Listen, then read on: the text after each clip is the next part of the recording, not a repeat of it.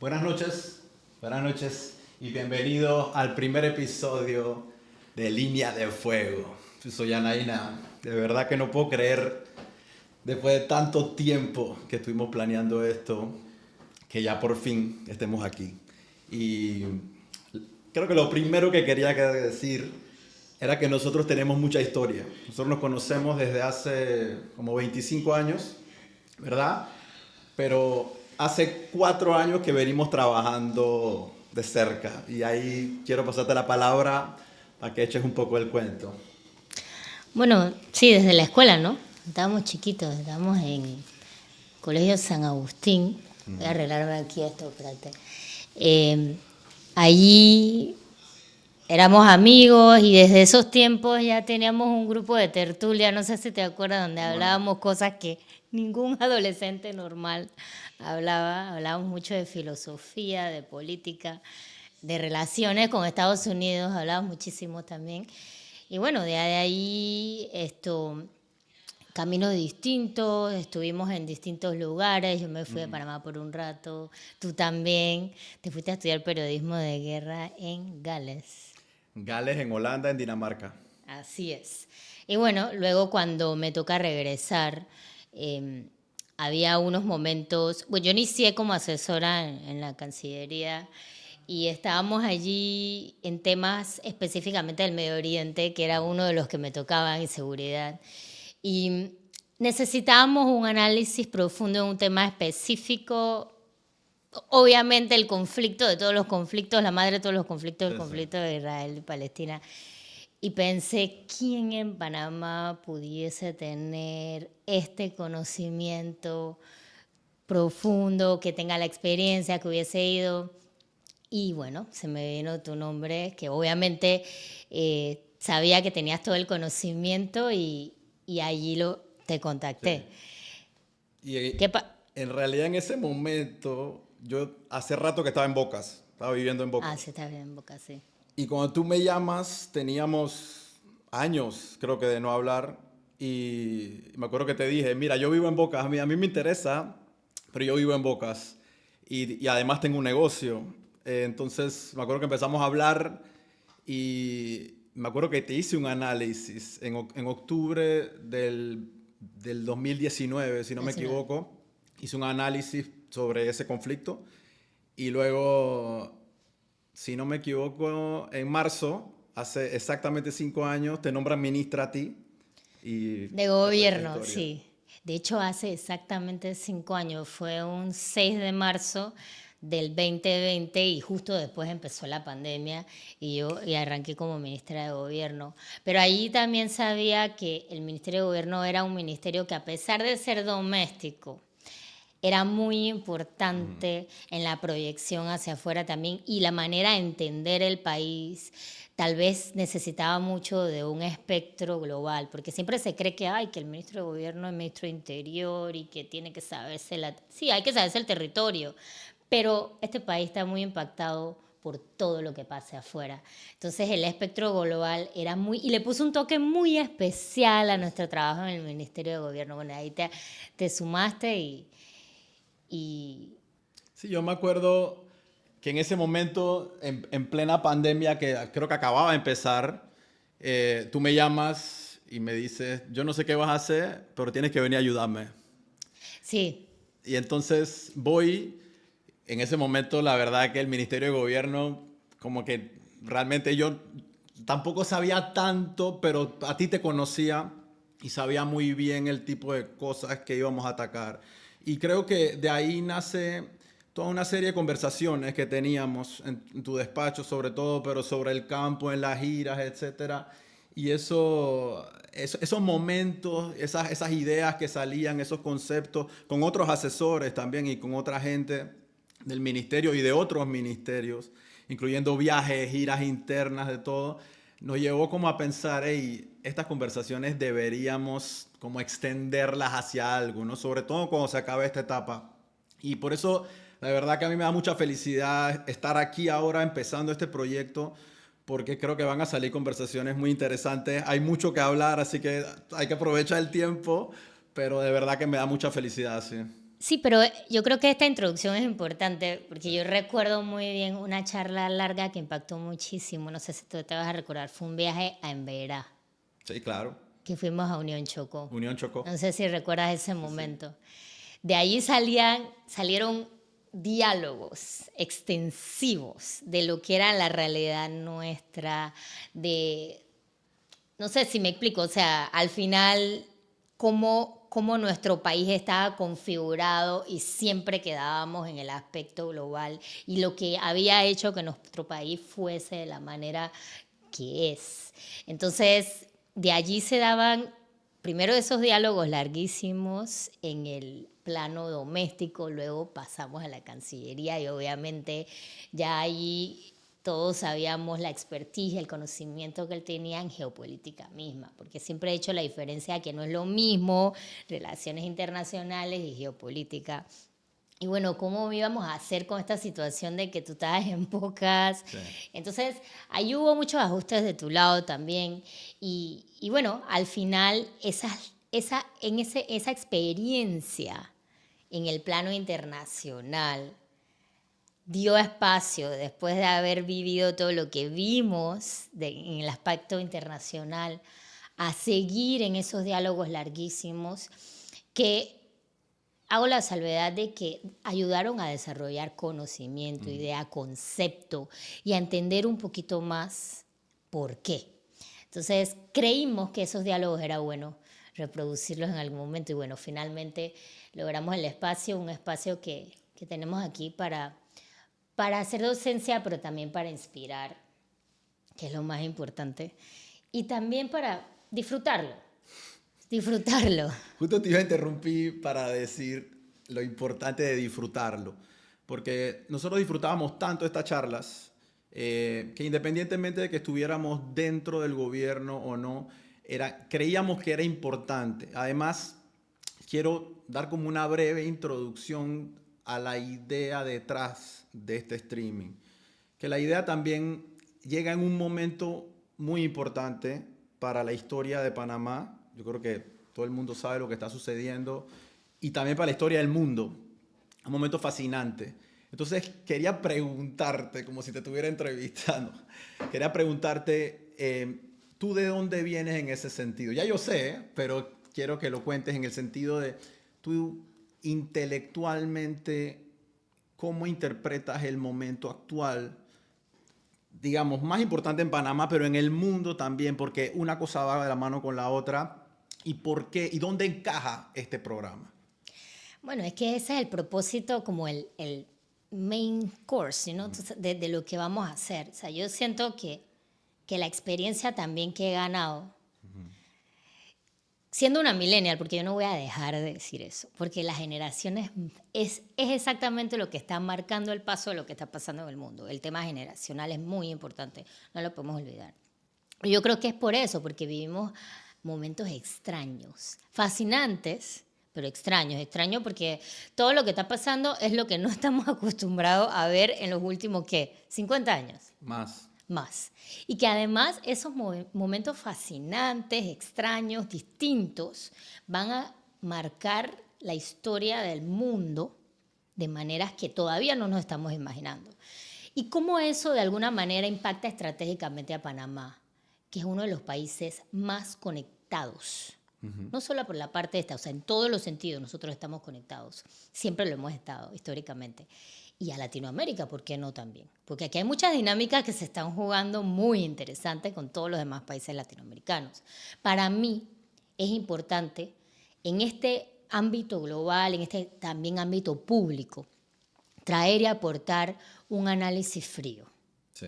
Y desapasionado, que siempre lo he dicho, frío y desapasionado, porque siento, y nuevamente esta es mi perspectiva, que en el mundo, vamos a nuestro terreno, vamos a Panamá, que este es nuestro espacio, probablemente no todos los diálogos que se estén dando, no todas las discusiones que se estén dando, se den sin un tinte ideológico o sin un tipo de pasión.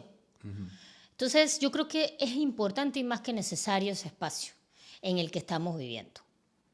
Sí, yo de lo que dijiste quería rescatar el tema generacional. Yo he estado pensando bastante en eso, porque es imposible sustraerte de tu contexto generacional cuando analizas ya sea tu país, tu comunidad y el mundo. Cada generación percibe el mundo de una manera distinta porque el punto final de una generación es el punto de partida de la siguiente. Por supuesto. Y por eso nunca se van a ver igual. Generalmente una generación rechaza todo lo que hizo la anterior por el simple hecho de que todo hijo se rebela contra sus padres. Y eso se extrapola al mundo entero. Y hay una cosa muy interesante de lo que está pasando ahorita, que estamos viendo lo que podría ser el principio de un desmorone, de un orden mundial, pero sin embargo nuestra perspectiva generacional nos hace amplificar. Y con eso me parece que es muy importante contextualizar. Por ejemplo, el tema del rearme europeo. Todo el mundo está hablando que si Múnich, que si Chamberlain, no sé qué, que si el rearme nazi en los años 30. Cuando uno ve los porcentajes del PIB que se destinaban a rearme en los años 30, cuando sube, digamos, los nazis al poder, eso es 30, 40% del PIB. Ahora en Europa se está debatiendo el 3, el 4. Pero sin embargo, nuestra generación y la anterior están alarmados porque es una cosa relativa.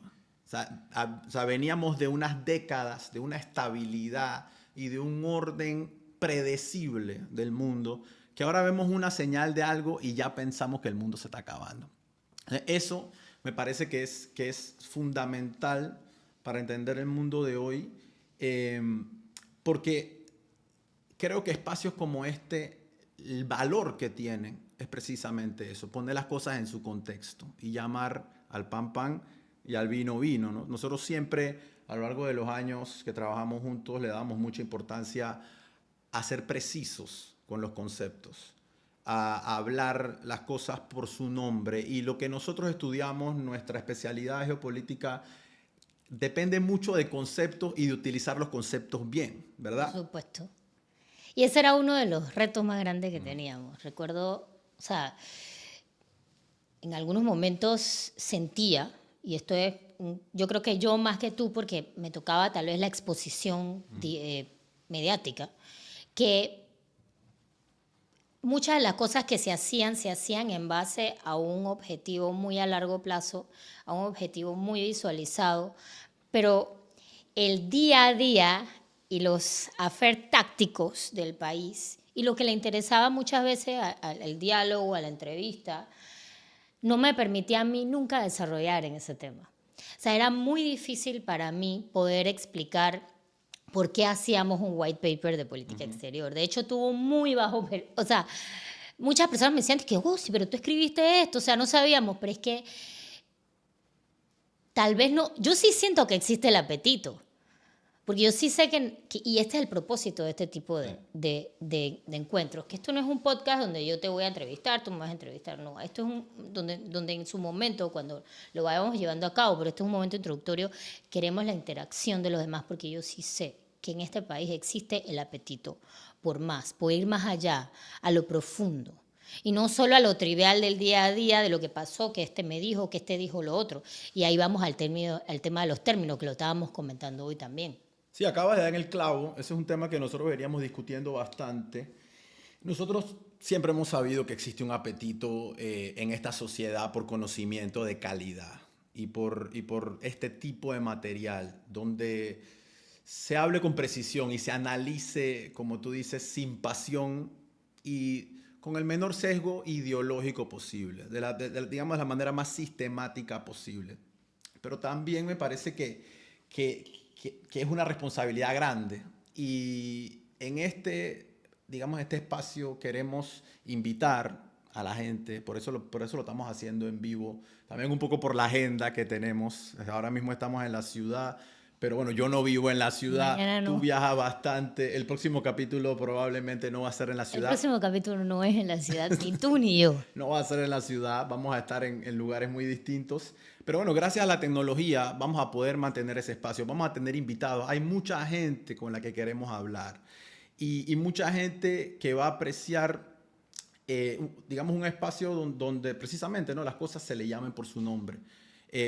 No necesariamente quiere decirse agresivo con nadie, no necesariamente. Yo me acuerdo que ayer o antes de ayer mencionábamos, hay una analogía que a mí me encanta que dice que si uno quiere entender el mundo leyendo las noticias, es más o menos como querer saber la hora mirando el minutero, ¿no?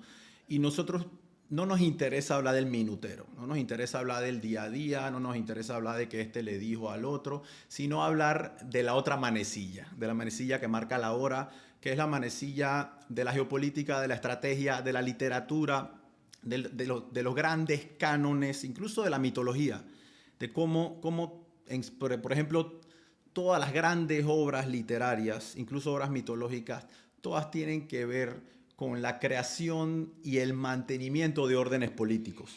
Espérate, que la mitología está dictando política exterior en estos momentos. Yo te puedo hablar de países que están basando su política exterior en sus propios libros. Exactamente. O sea, no voy a mencionarlo todavía, pero te puedo hablar de algunos que, o sea, del tema del deber, del cumplir. O sea, aquí hay un tema de reconquista y revisión del pasado, y ahí te iba a hablar de los ciclos, la generación. Pero, ok, la generación de ahora está horrorizada con la cantidad de dinero que se está invirtiendo en armas comparado con el pasado, pero tal vez no están revisando que esto es un ciclo. Todo lo que está sucediendo ya sucedió y vuelve nuevamente al orden. Es una cosa fascinante porque las ciencias sociales no son ciencias exactas. Uh-huh. No son ciencias exactas porque están determinadas por elementos que no son exactos, que son completamente variables. Pero hay cosas en la historia del mundo, sobre todo lo que vivimos actual, que me traen como un déjà vu de los libros, de la antigüedad o de la Edad Media, etc. O sea, yo siento que aquí todo es un ciclo, con diversos vestidos, pero eso también hay que analizarlo. Te lo digo por el tema de los libros. Bueno, ese es un tema que también tú y yo hemos conversado mucho. Una de las cosas que a mí me parece que te hace a ti una pensadora muy interesante es que tú tienes digamos, esta tradición más oriental. Y con esto, para aclararlo, me refiero, hay una gran división entre la cosmovisión oriental y la cosmovisión occidental, digamos por los milenios. La cosmovisión oriental es más cíclica. Y no solamente India, también China. Es cíclica, todo ha pasado. Hay grandes macrociclos cósmicos de miles de años. Ahora quiero que me hables un poco de eso.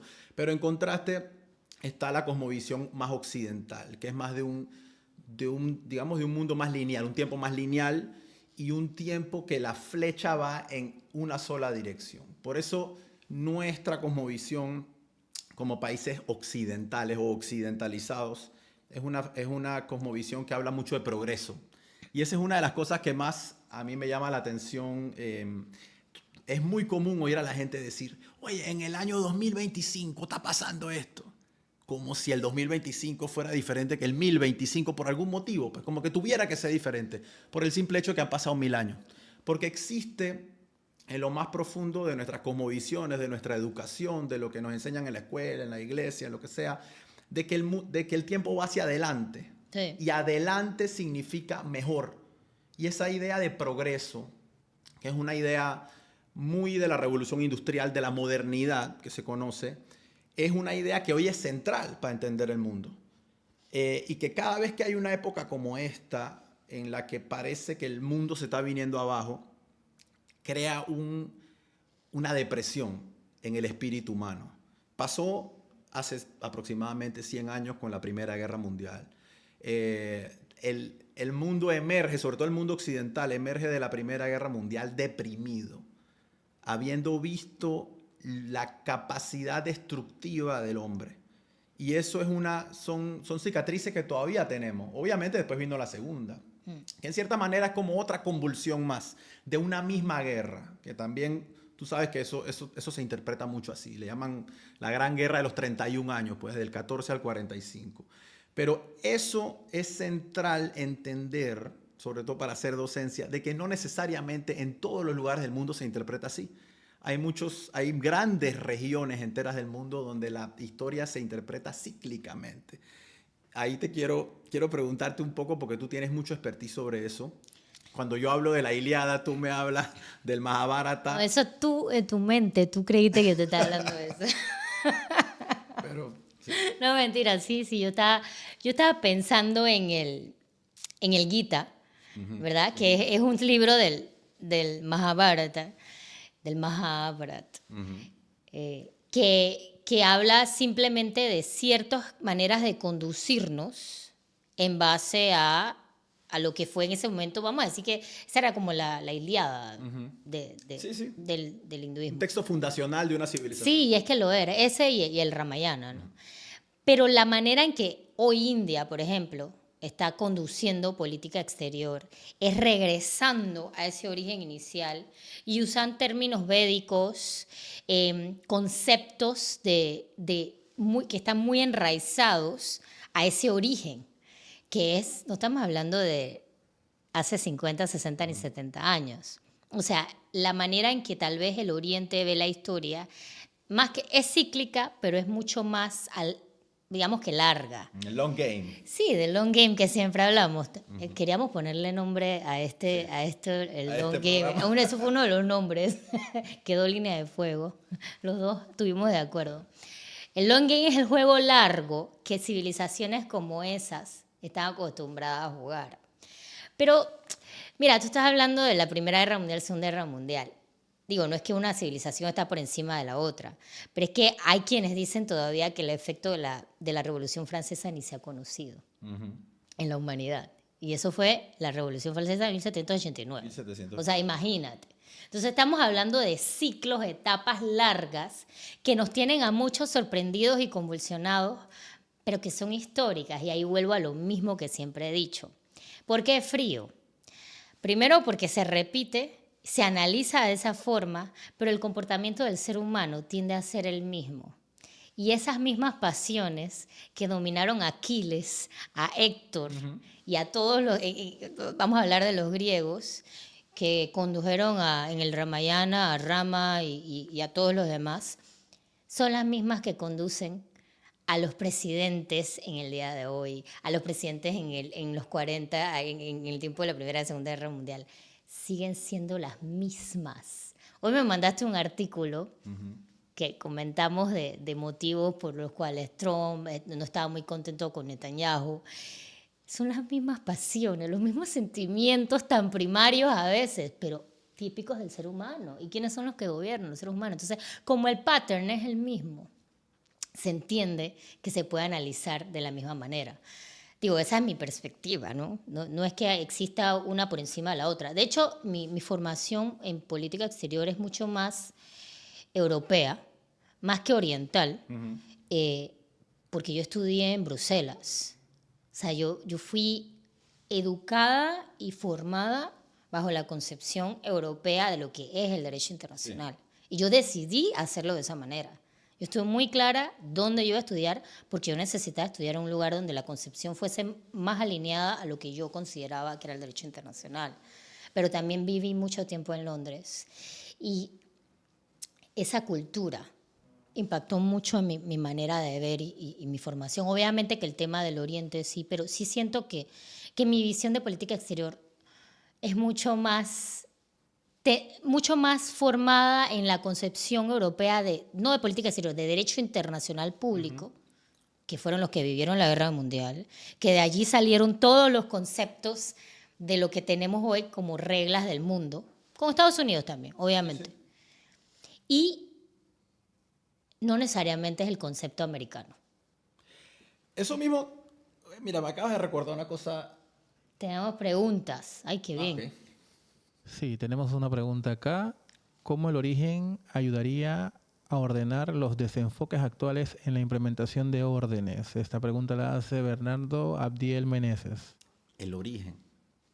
¿Cómo? El origen, no entendí. ¿Cómo el origen ayudaría a ordenar los desenfoques actuales en la implementación de las órdenes o del orden mundial actual? Creo que entiendo por dónde va la cosa. Casualmente lo que Gracias. iba a decir ahorita iba por ahí. Tú acabas de mencionar Bruselas, acabas de mencionar Gran Bretaña, Londres. Y yo mencioné antes cómo el mundo en el que vivimos nace del horror de las dos guerras mundiales, del deseo de un orden internacional, como sea constituido, de organizarse y evitar que esto vuelva a pasar. Pero no nace solamente ahí. Para mí, la Primera Guerra Mundial significa el nacimiento del mundo en el que vivimos, el parto del mundo en el que vivimos. Pero las guerras napoleónicas ya habían causado un horror parecido. Y antes de eso, la Guerra de los 30 años, el orden westfaliano de la paz de Westfalia viene de la Guerra de los 30 años. Entonces, hay muchas guerras europeas en las que el mundo, en aquel momento Europa, miraba y decía, esto no puede volver a pasar. Pero es un tema generacional. Después de las guerras napoleónicas, hay un congreso, incluso durante las guerras napoleónicas, porque cuando Napoleón es derrotado por segunda y última vez en Waterloo, ya el Congreso de Viena está constituido y ya las grandes potencias están decidiendo cómo va a ser el orden europeo y por ende mundial, porque ya todas eran potencias coloniales, después de Napoleón. Entonces, ahí ya hay un deseo de ordenar el mundo para que esto no vuelva a pasar. Y se dice siempre que el Congreso de Viena y sobre todo Metternich, que era el canciller austriaco, él inaugura un orden que le da a Europa 100 años de paz, porque hasta 1914 no hubo ninguna gran guerra. Hubo guerras, hubo guerra en Crimea, hubo la guerra franco-prusiana, hubo incluso una guerra que generalmente no se estudia mucho, que fue antes de la Primera Guerra Mundial, que es la guerra ruso-japonesa, que es la primera vez que un poder asiático le saca la M, en buen panameño, a un poder europeo, a una gran potencia europea. Pero ese vivir directamente el horror de la guerra y de la destrucción y de la barbarie, literalmente de la barbarie, es lo que motiva a los poderes más importantes del mundo a sentarse y decir, bueno, de aquí no salimos hasta que haya un acuerdo. Eso es lo que es la diplomacia. Pero ese tener tu mano en el fuego, ese sentir la destrucción, la muerte, todo lo que es el horror de vivir una guerra, es un tema generacional. Porque esa generación que peleó y hace paz, luego tiene hijos que viven en paz y crecen en paz. Y poco a poco se nos va olvidando, es la realidad.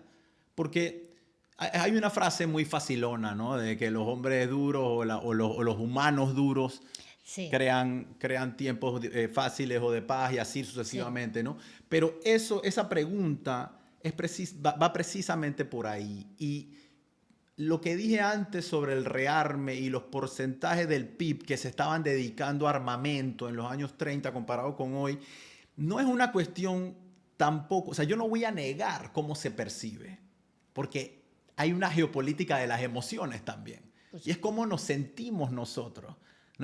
Cómo se siente nuestra generación, cómo se siente el mundo. Cómo es objetivamente, es aparte. Es importante, pero lo importante es cómo se siente el mundo. Entonces tú puedes decir, oye, no es para tanto, pero sí es para tanto también, en otra manera. Y eso son los dos de los muchos ángulos sobre lo que se puede analizar la realidad. Yo creo que, y si lo aterrizamos al tema de Panamá, por ejemplo, o sea, yo creo que aquí los ciclos sí son más cortos. Y no te puedo decir todavía por qué, o sea, no estoy clara.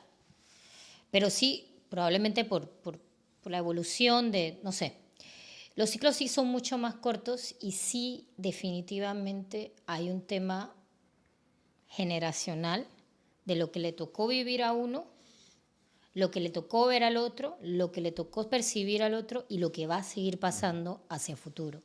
Y yo lo veo así. O sea, lo veo totalmente cíclico. Yo estoy viendo tiempos muy similares a, de repente, los 60.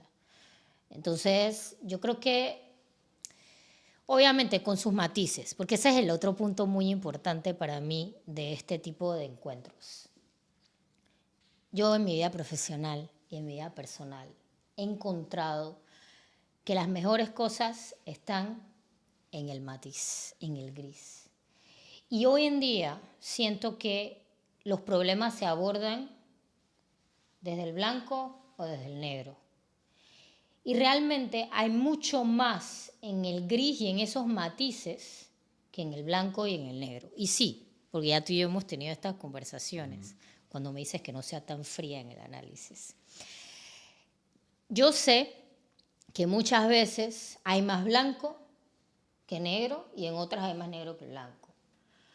Pero lo que sí me he dado cuenta es que muy pocas veces hay extremos negros y extremos blancos para encontrar una solución o para abordar un problema. Y eso es lo que se está necesitando tal vez, no solo en Panamá, yo creo que en el mundo. O sea, la capacidad de encontrar esos matices, que nuevamente, como lo hemos conversado, hasta en la vida misma, me he dado cuenta que las mejores cosas están en ese balance, en conseguir ese balance. Obviamente, nuevamente, hay más negro, a veces más blanco. Hay cosas que hay que llamar por su nombre. Hay cosas que se dan que hay que llamar por su nombre. Pero siempre tienes la capacidad de encontrar un punto que nadie vio.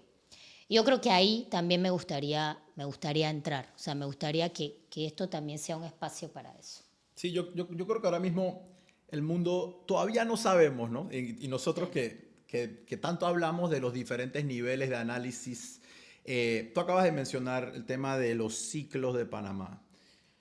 Yo podría decir que son microciclos, ¿sabes? Así como en el fútbol, ¿no? Hacen un microciclo para tal partido, no sé qué.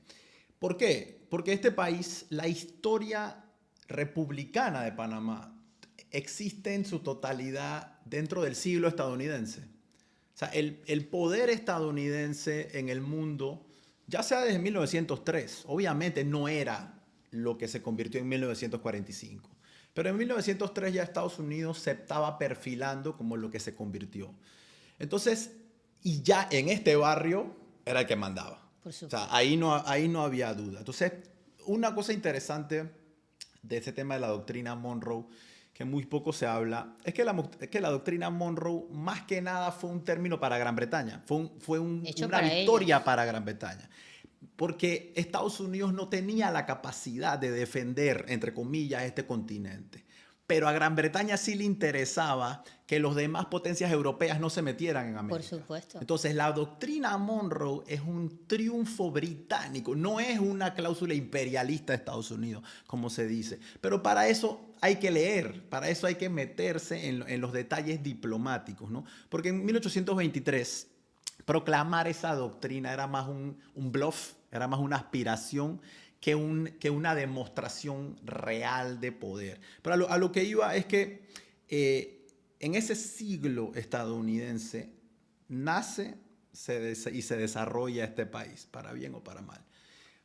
Y ahora pareciera, todavía no sabemos, pero pareciera que ese orden está empezando a desmoronarse.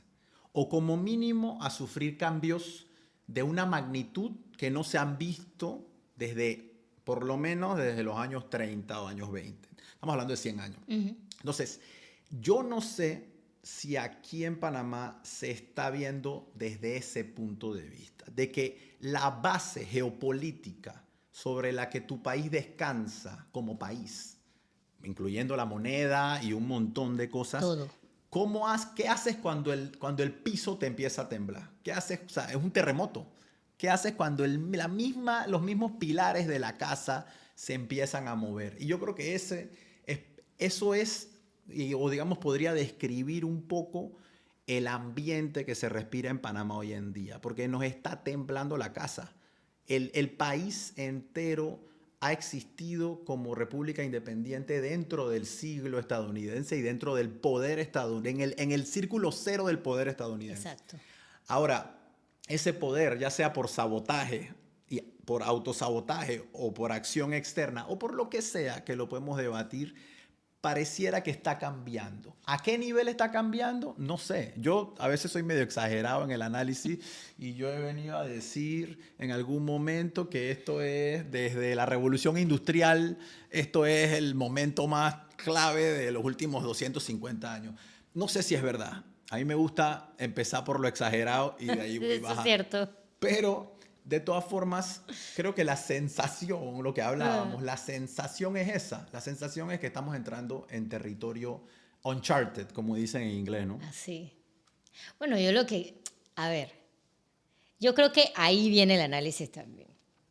Es que todavía no hemos, siento aquí, entendido que el análisis va más allá de pensar que Trump se va en 4 años. O sea, yo he escuchado eso.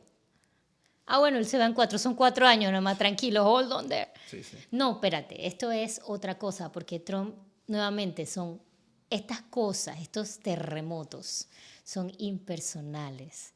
Trump es la persona perfecta que llegó Es la y cara. es la respuesta al síntoma del cambio del ciclo que está pasando. Aquí no, esto es un movimiento, no quiero llamarle movimiento, sí, esta es una dirección que se está tomando que no es que va a regresar en 4 años, eso no es así. Yo no lo veo así.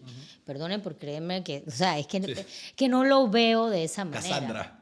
Esa- La Cassandra panameña. bueno, no de la geopolítica panameña. Que tampoco se puede, eso no es posible, porque es que la geopolítica depende hasta de un huracán y un Igual a terremoto Cassandra nadie le cre- creía. que Esa era su maldición. no me interesa si me creen. Mentira. Bueno, el tema es que yo creo que si no estamos preparándonos ya para lo que va a suceder, o sea, y todo el mundo entero está tomando nota, pero es que lo importante para Panamá, porque es que me encantó esa palabra, descansa. O sea, es que nosotros fuimos creados, no existe, y yo siempre se lo decía a Estados Unidos, lo digo a todo el mundo, lo he dicho públicamente, no existe un país en el continente que sea tan crucial para ellos, y viceversa, Sí, sí. que Panamá y Estados Unidos. Es una cosa demasiado intrínseca. Entonces, lo que sea que vaya a pasar, si lo empezamos a analizar a los 4 años, o este es un racista, o este es un movimiento, si nos quedamos en eso, no nos vamos a preparar y no vamos a tener la visión que requiere este país para empezar a ver y tomar nota de cómo vamos a seguir adelante. O sea, no quiero ser tan drástica yo tampoco y entrar pero o sea, aquí muchos aspectos de nuestro diario vivir, desde la seguridad. Muchos países, y no Panamá, vamos a movernos de Panamá, que compran armas a un país X, que entra en guerra y que se ve en una situación crítica de seguridad, empieza a reformular. Entonces nosotros ya tenemos que reformular todo. Sí. Yo creo que aquí ya hubo un antes y un después. Yo diría más lejos. Yo creo que, y eso lo hemos vivido nosotros y lo hablábamos muchísimo cuando estábamos en la Cancillería, el trabajo del analista es pensar lo impensable. Sí. Tienes que empezar por el escenario más inverosímil que te puedas imaginar. Y yo creo que en este caso es obligación de los analistas en este país imaginarse un mundo en el que Estados Unidos no sea lo que es, ya sea en una dirección o en la otra. Porque Panamá es Panamá y Estados Unidos es Estados Unidos y Colombia es Colombia y México es México. Nosotros no somos parte de Estados Unidos. Con esto me refiero, y un ejemplo muy interesante, que a mí me parece fascinante, es el colapso de la Unión Soviética. Yo creo que hasta el día antes nadie se imaginaba, no necesariamente que la Unión Soviética podía colapsar, pero la manera como colapsó. Y el colapso soviético es un colapso particularmente desordenado. Y yo creo que esos países, los 15 o 16, no me acuerdo cuántas repúblicas son, que he intentado viajar a todas porque me encanta esa parte de la historia, esa parte del mundo. Esos países todavía viven con las cicatrices de ese colapso desordenado de la Unión Soviética. Todos hemos visto películas, libros, etcétera, sobre la cantidad de armamento que quedó por ahí, armas nucleares que quedaron en Ucrania, por ejemplo, y que luego se le dijo a los ucranianos que las soltaran. Y eso es una parte importantísima del conflicto que hay ahora. Por Y supuesto. los ucranianos a cada rato lo dicen. Nosotros soltamos nuestras armas y ahora ¿qué pasó? Entonces, yo creo que yo no estoy diciendo que eso es lo que va a pasar, obviamente, porque la historia, como decía Mark Twain, no se repite, sino que rima. Yo no sé cómo va a rimar en este caso. Lo que sí sé es que nosotros no podemos estar desprevenidos.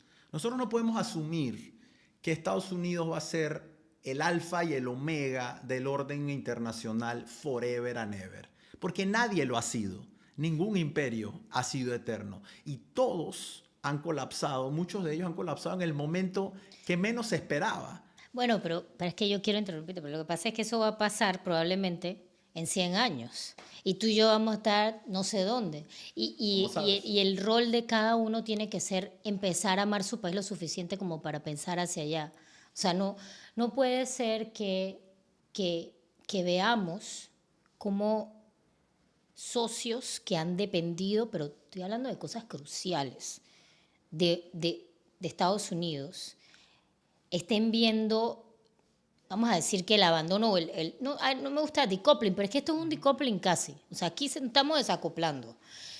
Y nosotros no pensemos que lo mismo nos puede pasar a nosotros.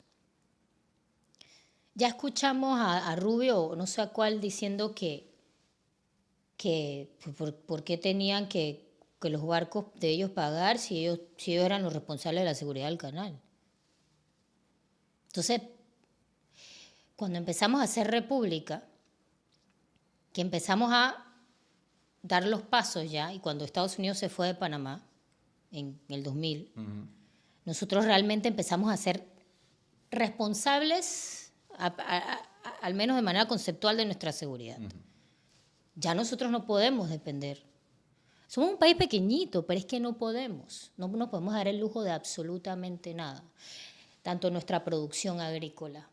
O sea, va de cosas tan internas y domésticas hasta ese tipo de cosas. Claro. O sea, va desde lo que hacemos como nación, desde nuestro modelo de negocio como nación, hasta temas de relaciones internacionales. Entonces yo creo que si hacemos un análisis frío, no de lo que me guste, ay, no me gusta Trump, que Trump es esto, bueno, pero es que, nuevamente, o sea, si hacemos un análisis frío de lo que está pasando, no nos vamos a perder y a disipar en los slogans. Los slogans nos disipan y nos hacen perder el rumbo y el horizonte. Y yo creo que a mí no me parece una locura, o sea, nosotros estamos viendo cosas que en Europa eran impensables. Así que yo sí me imagino lo impensable. Y no necesariamente viniendo de Estados Unidos. Es que ese es el trabajo de la gente como nosotros. Pensar lo impensable y de ahí empiezas. Hablando de lo impensable, una de las cosas que te quería preguntar en este espacio era, yo creo que todo el mundo quedó en shock y vio con horror lo que pasó en la Casa Blanca con Zelensky, ¿no?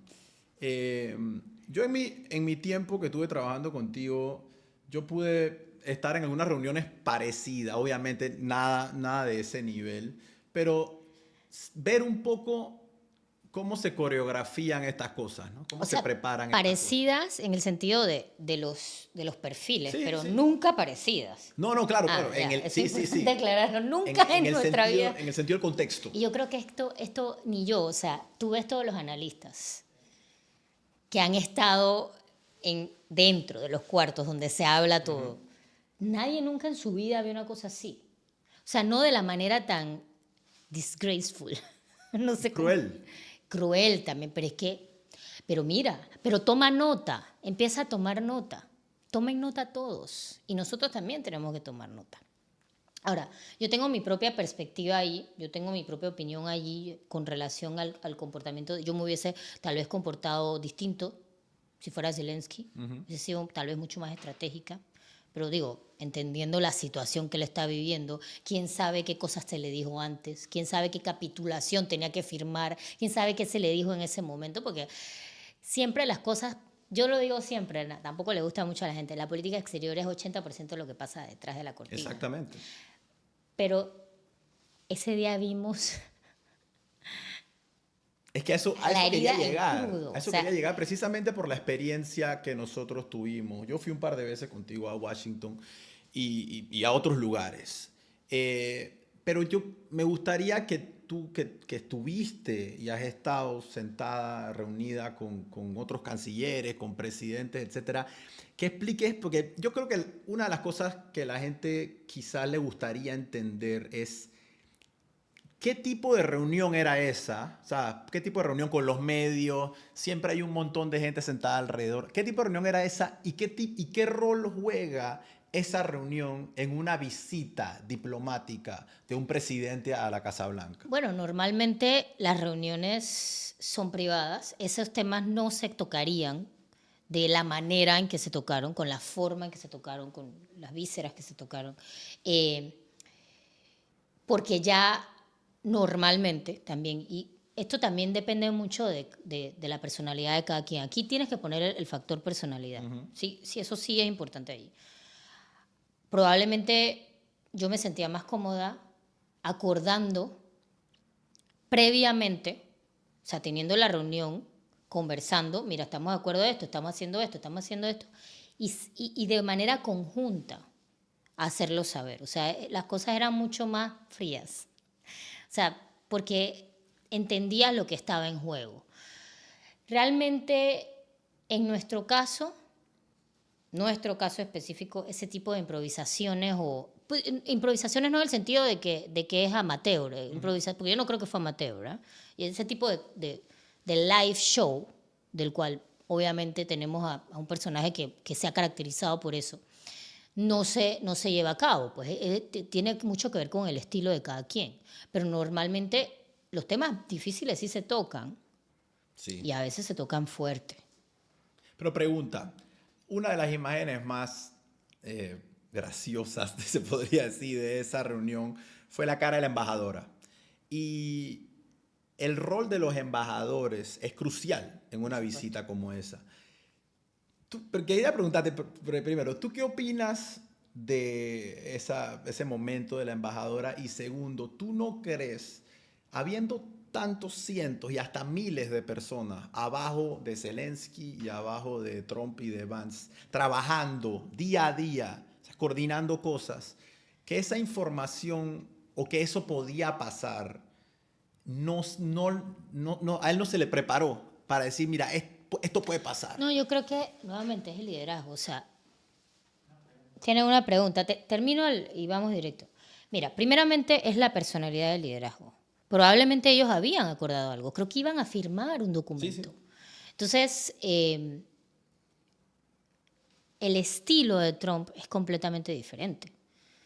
Yo, de hecho, estaba leyendo un libro, me he leído varios de Trump en estos últimos 3 semanas, estoy como, que se llama Fear, que me lo recomendó un embajador.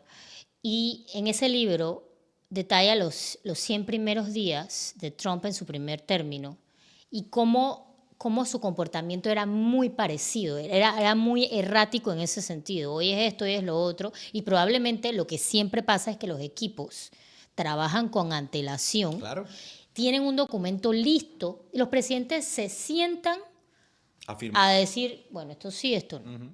Y normalmente lo que se dice ya ha sido aceptado por ambas partes. Cuando suceden esos impases, existe alguna tensión siempre en la relación. Sé de casos que se han dado donde una parte sale a decir una cosa y la otra dice, espérate, yo nunca dije eso.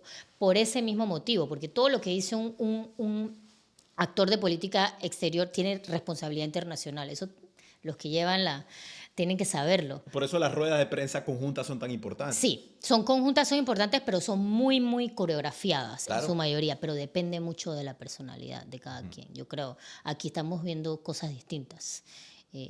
Creo que hay una pregunta, no sé si. Sí, Maciel nos dice, ¿cómo podemos reemplazar a futuro nuestro mayor socio, refiriéndose a los Estados Unidos? Bueno, creo que me toca también, ¿no? Sí. Bueno, ya nosotros hemos visto este tema antes. Yo no creo que el reemplazo es la palabra correcta, porque hay elementos históricos y geográficos que hacen la cosa muy difícil, ¿no? Pero yo creo que Panamá, y eso lo expliqué mucho, por eso me encanta responderlo y lo hablamos mucho, Panamá desarrolló su política exterior en relación a su objetivo geopolítico más importante, que era la recuperación del canal. Y por eso nuestra relación con Estados Unidos es tan, no compleja, tiene tanto contexto, tiene tanta carne, tiene tanto. Y esa fue la relación que afinamos. Pero yo creo que estamos listos, desde hace rato ya, para ir de una manera más sofisticada, a avanzar relaciones con distintos actores que están en la arena. Y que no necesariamente son un impedimento al desarrollo de nuestra relación con Estados Unidos, porque ahí también tenemos que tener mucho cuidado. Y yo siempre lo digo también, no es un tema de soberanía o no soberanía, las relaciones internacionales son también muy prudentes, son como las de los seres humanos mismos, tiene que haber mucho diálogo. Y sobre todo cuando tú sabes que una depende tanto del otro y uno es tan crucial para el otro, esas cosas sí normalmente se informan. Por ejemplo, esa sí era la tradición nuestra. Mira, mi presidente decía una cosa que me encantaba, decía no surprises. Eso es importantísimo. A todos sus partners se lo decía, porque es que no podía haber sorpresa, sobre todo cuando hay, ¿sabes? ¿No? Las cosas se conversan. Entonces yo creo que ese factor de intimidad, que tampoco le gustaba a un embajador, recuerdo, llevaba a la necesidad de conversar mucho, más que alejarse o reemplazar. Nosotros no tenemos por qué reemplazar a Estados Unidos, no. Tenemos que diversificarnos y afinar nuestra política exterior. Y eso en todo, eso no es solo Panamá. Todos los países ahorita están dándose cuenta de la dependencia. Wow, nos faltan 5 minutos, pero él quiere decir algo. Yo iría un poquito más allá, ya metiéndonos en lo impensable.